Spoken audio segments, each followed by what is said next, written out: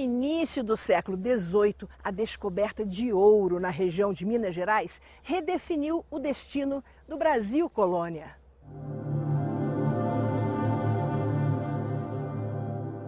As marcas desse tempo estão espalhadas pelos atuais estados de Minas Gerais, São Paulo e Rio de Janeiro e interligadas pela Estrada Real, que tem diferentes caminhos.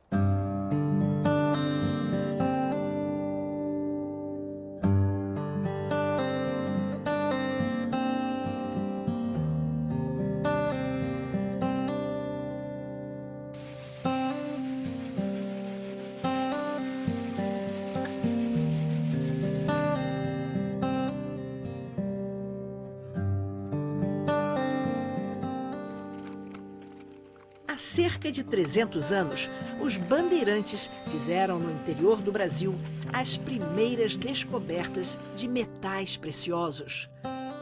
As picadas abertas por índios e alargadas pelos próprios bandeirantes se tornaram, naquele momento, caminhos para a fortuna. Por esses caminhos passaram milhares de pessoas das mais diversas origens, que criaram uma nova cultura. Paulistas vinham para as minas de ouro, navios de Portugal vinham cheios e o Brasil conhecia a sua primeira grande corrente imigratória.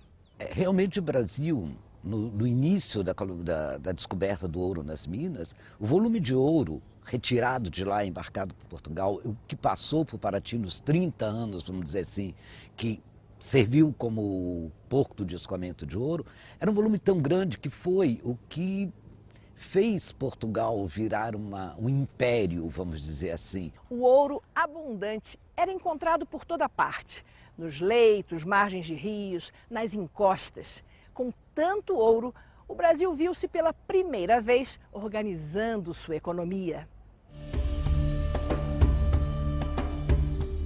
O desafio da coroa portuguesa era controlar a circulação de um metal que, mesmo em dimensões minúsculas, valia uma verdadeira fortuna. Para evitar o contrabando, Portugal definiu uma estrada oficial obrigatória para os mineradores. O ouro era levado por caminhos difíceis e tortuosos por essas montanhas, os chamados caminhos reais ou estradas reais. Eram as estradas por onde tinha-se autorização de fazer escoamento de qualquer tipo de produto e qualquer caminho, qualquer via que não fosse a via oficial, a via real, a estrada real, era considerado um descaminho, era considerado um caminho de contrabando. A Estrada Real tem duas variantes principais. O Caminho Velho ligava Paraty, no litoral do Rio de Janeiro, à Vila Rica de Ouro Preto, centro da mineração e capital das Minas Gerais.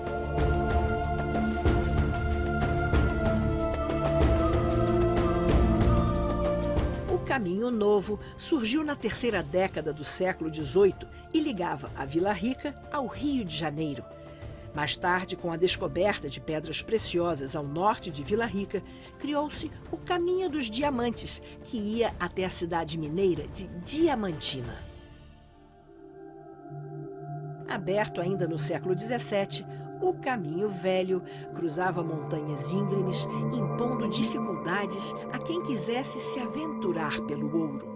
Para fazer o Caminho Velho, os portugueses aproveitaram a trilha aberta pelos índios guaianais, que vinham lá de cima dessas montanhas pescar no litoral. O Caminho Velho é a estrada que liga o porto de Paraty às Minas Gerais, passando por cima da Serra da Mantiqueira.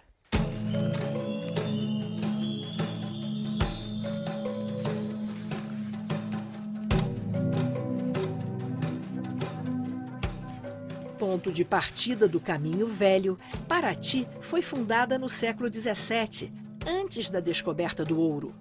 No seu porto, naturalmente protegido pela Baía da Ilha Grande, a coroa portuguesa encontrou o lugar ideal para levar sua preciosa mercadoria até a Europa. Paraty foi um caminho do ouro. Foi por lá que se chegava às Minas Gerais. De 1703 a 1727, era por lá que vinha o ouro das Gerais. Paraty era a porta do chamado Eldorado. Aqui toneladas de ouro foram pesadas, fiscalizadas e embarcadas para Portugal.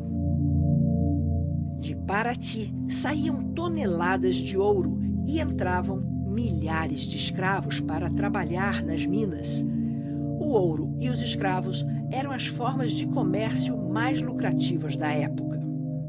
Quando o nosso ouro era escoado em grandes quantidades para Portugal, quase nada era fabricado aqui no Brasil. Mercadorias hoje comuns como vidros, tecidos e louças desembarcavam lá embaixo no porto de Paraty, vindas da Europa. Subiam então em lombo de burros por esse caminho de pedras, por cima dessas montanhas, até as Minas Gerais. Esse é o caminho velho da Estrada Real, que o pessoal aqui de Paraty chama de Caminho do Ouro. Com o dinheiro que circulou por aqui, Paraty se tornou uma cidade de gente poderosa e culturalmente exigente. Hoje, a herança desse tempo representa a maior riqueza de Paraty. Seguindo pelo Caminho Velho, encontramos uma paisagem ao mesmo tempo bela e aterrorizante para os exploradores do século XVIII, a Serra da Mantiqueira. Hoje, as áreas mais íngremes dessa serra estão protegidas pelo Parque Nacional do Itatiaia. Após cruzar os desafios da Mantiqueira, chega-se ao atual estado de Minas Gerais. Aqui, num terreno mais plano e mais próximo das minas de ouro, a coroa portuguesa fundou cidades para afirmar seu poder sobre a colônia. A coroa portuguesa ela se impõe mesmo aqui na região com a expulsão dos primeiros bandeirantes, com a oficialização da presença portuguesa. Isso acontece especificamente no ano de 1711. No mesmo ano eles criam a Vila de Sabará, Vila Rica. Essas vilas são fruto da organização social, econômica, urbana portuguesa. Preocupada em controlar o fluxo de garimpeiros, aventureiros e comerciantes, a coroa portuguesa passou a criar uma política de fixação. No início do século XVIII, foram erguidas as vilas de Mariana, Vila Rica de Ouro Preto, a Vila Real de Sabará e São João del Rei. Batizado em homenagem ao rei de Portugal na época, Dom João V, São João del Rei foi uma das mais importantes vilas do ciclo do ouro. O luxo daqueles tempos continua presente no casario, no Museu Regional e principalmente nas igrejas da cidade.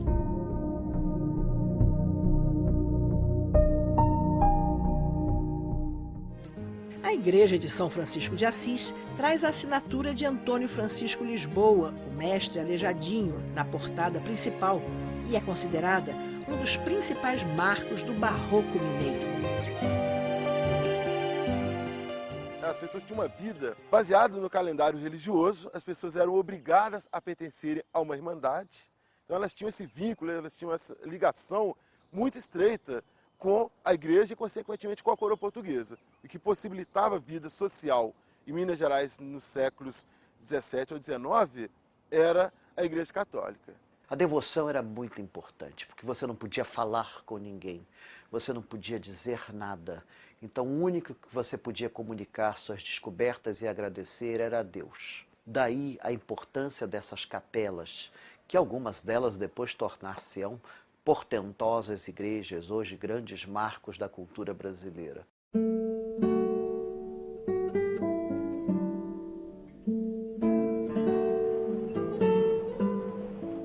A alguns quilômetros de São João del Rei, que hoje podem ser percorridos numa Maria-Fumaça, está a cidade de Tiradentes.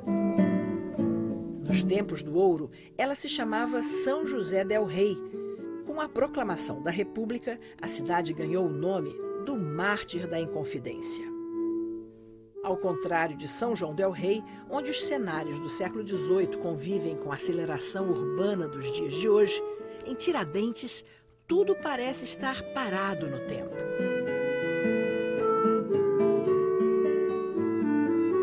Aqui, a preservação do casario e das ruas gera renda. O principal motor da economia de Tiradentes é o turismo histórico. Andar por essas calçadas é se transportar para o cotidiano de uma rica colônia portuguesa nos trópicos. A ideia dos povoadores era de fazer com que as vilas coloniais fossem extensões das vilas portuguesas. Então a semelhança no calendário religioso, na vida social, na arquitetura residencial e religiosa e nos hábitos era muito próximo ao que era também Portugal. Mas características regionais são muito evidentes, nós temos essa inspiração toda europeia, mas na cultura, no modo de ser, de agir, na culinária, nas tradições, é bem perceptível a presença da identidade local, onde tem a cultura africana, indígena, europeia, que forma essa cultura, que é a cultura mineira. Entre os maiores expoentes da arte barroca mineira está outra cidade encravada no caminho velho da Estrada Real, Congonhas.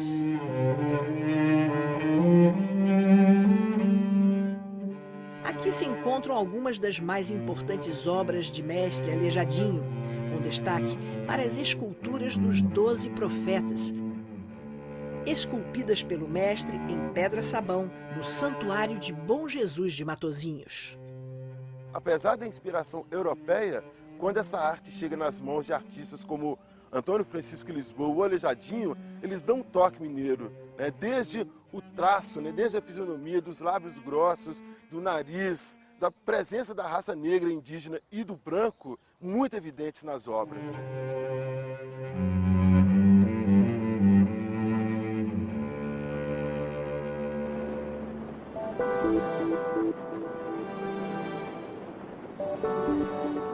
O ponto extremo do Caminho Velho, a Vila Rica de Ouro Preto, é também a maior atração dessa região. O marco de origem da Estrada Real é Vila Rica, é Ouro Preto, que era o grande ponto de exploração aurífera. Era onde se concentrava o ouro, era onde os portugueses acreditavam que tinham encontrado o grande sonho do Eldorado. Toda aquela história, todas aquelas lendas das grandes montanhas de ouro se materializaram no momento que eles encontram o ouro nas serras de Ouro Preto. A quantidade de ouro que os portugueses tiraram em apenas um século daqui, de Vila Rica, foi muito maior do que toda a quantidade de ouro que os espanhóis tiraram durante 4 séculos de várias regiões do planeta.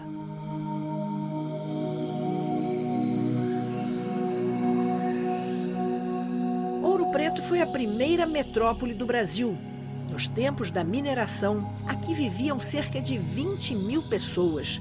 Comparada a Nova York, nessa mesma época, Ouro Preto tinha o mesmo porte e muito mais dinheiro.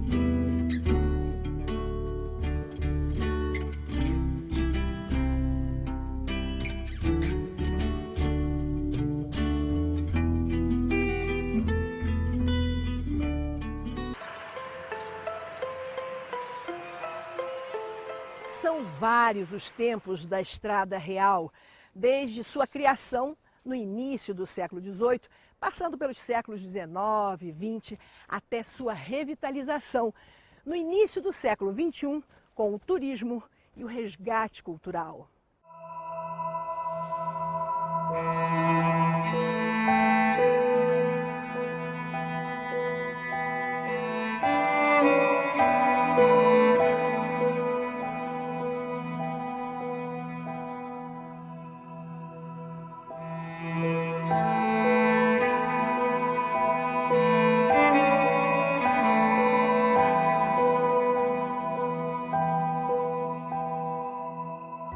Quando acabou o metal precioso, acabou também a agitação nas Minas Gerais. As cidades do ouro se tornaram pacatas lembranças dos tempos em que fervilhavam com gente e riquezas. Minas ficou para trás, esquecida, dedicando-se primeiro ao gado e depois ao café. Vai se tornar uma das sociedades mais estáticas do Brasil. E uma sociedade tão estática que preservou as suas cidades congeladas no tempo e no espaço. Cidades mortas, felizmente mortas, por isso chegaram quase intactas ao século XXI. Em 2001, formou-se uma parceria entre o governo do estado e o Instituto Estrada Real, criado pela Federação das Indústrias de Minas Gerais. O resultado dessa união foi o projeto Estrada Real, um conjunto de ações para estimular o turismo e a preservação do patrimônio em torno dos antigos caminhos do ouro. A Estrada Real ela ficou praticamente esquecida durante muito tempo.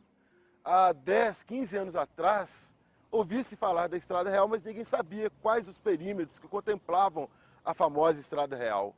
Hoje, quando circula-se pela Estrada Real, é bem perceptível, fica bem nítido a presença de um trabalho, né, de criação de infraestrutura, de informação turística, de construção de totens, que facilitam o reconhecimento, a identificação do perímetro que contempla a Estrada Real. Hoje, praticamente todas as cidades históricas na rota da Estrada Real têm infraestrutura para receber viajantes. A revitalização da Estrada Real garante renda às cidades, preserva o patrimônio cultural e promove o conhecimento sobre um período fundamental de nossa história. Muitas cidades que não tinham alguma atividade econômica que as sustentasse, muitas cidades que estavam sem alternativa econômica, passaram a ter de novo no turismo uma alternativa com esses incentivos feitos aí pelo programa da Estrada Real. Quem anda por esses caminhos faz contato com uma cultura cuidadosamente preservada ao longo dos quase 1.500 quilômetros da Estrada Real. Existia uma ligação muito grande entre essas cidades, porque as pessoas que circulavam pelo perímetro oficial da Estrada Real, muitas vezes elas circulavam quase todo o perímetro, os principais perímetros, passavam obrigatoriamente por Vila Rica. Então a circulação de informações era muito grande, as pessoas tinham muitas coisas nas quais elas se identificavam, elas tinham muitas coisas em comum. Então essas características que têm a ver com a mineiridade, com a identidade do mineiro, né, de ter as informações, de trabalhar em silêncio, né, tem a ver com essas origens das Minas Gerais e com essa circulação das informações que não circulavam abertamente. No século XVIII, o traçado da Estrada Real definia os caminhos da prosperidade. Quando o Caminho Velho já se mostrava insuficiente para o volume de trânsito nas Minas Gerais, a coroa portuguesa criou o Caminho Novo. E em 1727 veio a famosa ordem do rei Dom João V. Fecha esse caminho. Passem a usar a variante do Proença, que passa mais ou menos por onde hoje é a Rio Juiz de Fora. Passem, vem pelo fundo da Baía de Guanabara. Vem pelo fundo da Baía de Guanabara. Obedecendo a um traçado no sentido norte-sul, o Caminho Novo ia da Vila Rica de Ouro Preto ao Rio de Janeiro, evitando os relevos mais perigosos da Serra da Mantiqueira. O Caminho Novo, ele é uma nova alternativa para escoamento da produção aurífera e também uma alternativa para a vinda de produtos que abastecessem o mercado aqui no interior do estado de Minas Gerais. O porto que era usado inicialmente, que era o Porto de Paraty, ele acaba sendo interditado, né? Ele acaba sendo proibido de ser utilizado e a nova alternativa passa a ser o Porto do Rio de Janeiro. Então, abre-se um caminho do Rio de Janeiro até as Minas Gerais. E esse caminho é o que nós conhecemos como Caminho Novo. O trânsito mais fácil do Caminho Novo ajudou a abastecer as cidades do ouro, que não paravam de crescer. Nos arredores de Ouro Preto, centro da mineração, o solo não é fértil. Com formação de quartzito, ele não permite o plantio de lavouras. Ouro Preto era esse grande polo aurífero, mas Ouro Preto sofria muito com o abastecimento. Você encontrava ouro, mas não tinha o que comer. Era algo terrível. Cabia à Estrada Real facilitar o abastecimento de alimentos nas cidades do ouro. Grandes fazendas se tornaram centros produtores e novas cidades surgiram para alimentar mineradores e fidalgos. A abertura desses caminhos possibilitava o progresso. Por onde os caminhos passavam, os lugares acabavam prosperando. Uns lugares cresciam por terem riquezas minerais, outros lugares cresciam por terem o solo mais fértil, outros cresciam por serem entrepostos, serem locais de pouso, de descanso. Essa civilização colonial criada em torno do ouro está sendo redescoberta. Ao conhecer a Estrada Real, a gente percebe que a Minas Gerais do tempo do ouro vai muito além dos monumentos barrocos.